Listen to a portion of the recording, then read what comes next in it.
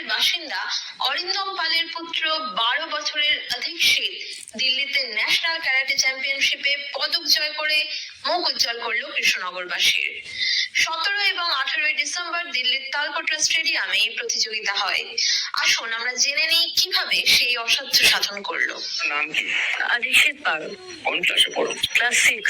তুমি কোথায় ক্যারাটে শেখো? STSK গ্রুপের ওখানে শিখি আমি। কত বছর ধরে শিখছো? বিগত 1 বছর।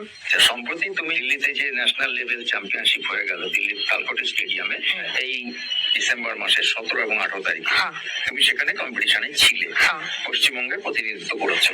এই যে জার্নিটা, এই যে দিল্লিতে পৌঁছানো, এটা কিভাবে সম্ভব হলো? আমি যখন থেকে শিখতাম, তারপর যে জোনালে গেছিলাম, ওইখান থেকে 2টো গোল্ড আসার পর আমার সিলেকশন হয়। ওইখান থেকে সিলেকশন হওয়ার পর আমাদের ওখানে ফাইনাল হয় দিল্লিতে যাওয়া।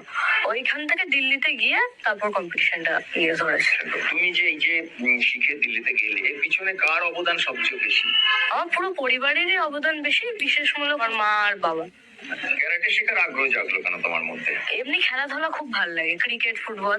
তো এই বয়সে মা ক্যারাটেতেই দিয়েছিল, তাই আমি ক্যারাটেতেই এখনো চালাই। আচ্ছা, ক্যারাটে শেখার উদ্দেশ্যটা কি? সেলফ ডিফেন্সটা এখন স্ট্রং করা। যে বেল্ট দেওয়া হয়, কত রকমের বেল্ট? 10 রকমের টাইপের বেল্ট হয়। শুরু থেকে white, red, yellow, orange, green, purple stripe, blue stripe, brown stripe, brown double stripe, black belt. যে ব্ল্যাক বেল্টের থেকে দান শুরু হয়, ফার্স্ট দান, সেকেন্ড দান। কোন লেভেলে আছো তুমি এখন? আমি এখন বেল্ট এখানে যেহেতু পাইনি, আমি এখন অরেঞ্জ বেল্টে আছি। হঠাৎ করে ছেলেকে কেন আপনি ক্যারাটেতে দিলেন? ছোটবেলায় ও যখন ক্লাস 1-এ টেকনো ইন্ডিয়া গ্রুপে ভর্তি হয়, তখন প্রীতম স্যার ওকে ক্যারাটে শেখাতো। ওই ক্যারাটে শিখে প্রথম ওর ক্যারাটের প্রতি একটা আকর্ষণ তৈরি হয়। আপনার ছেলে যে এতদূর জার্নি করে গেছে, যে ন্যাশনাল লেভেলে পৌঁছেছে, আপনার কেমন লাগছে? খুবই ভালো লাগছে। আর কতদূর ছেলেকে নিয়ে যেতে চাই? যতদূর যেতে চাই করুক।